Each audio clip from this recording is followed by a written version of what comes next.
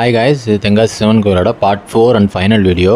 And நான் உங்கள்கிட்ட கடைசி வீடியோவில் சொல்லியிருந்த மாதிரி கோயிலுக்குள்ளே போய் காட்டுறேன். அண்ட் பாண்டிய சின்னம் பொறிக்கப்பட்ட மீன் சின்னத்தையும் காட்டுறேன் நான் உங்கள்கிட்ட சொல்லியிருந்தேன் முன்னாடியே. ஸோ அதே மாதிரி நான் உங்களுக்கு காட்டுறேன். இந்த கோயிலில் உள்ளே போய் பார்த்தீங்க அப்படின்னா இந்த மாதிரி எல்லா சாமியுமே பூட்டி வச்சுருக்காங்க. ஏன்னா அது ரெனோவேட் பண்ணிட்டு இருக்கிறதுனால பூட்டி வச்சுருக்காங்க.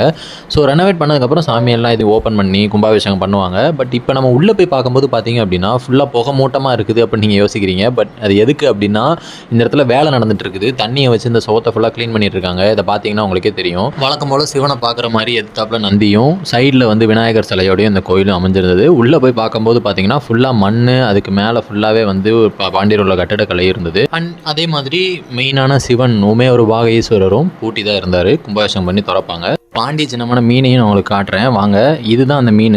முகத்துக்கு முகம் ஃபேஸ் பண்ணியிருக்கு. இந்த 2 மீனை வந்து நிறைய இடத்துல நீங்கள் இங்கே பார்க்கலாம். பாண்டியர்கள் உங்களோட முத்திரையை வந்து கோயிலில் வச்சுருக்காங்க. ஸோ இந்த கோயில் உங்களுக்கு பிடிச்சிருக்கா அப்படின்றத நீங்கள் கமெண்ட்டில் சொல்லுங்கள். ஸோ நான்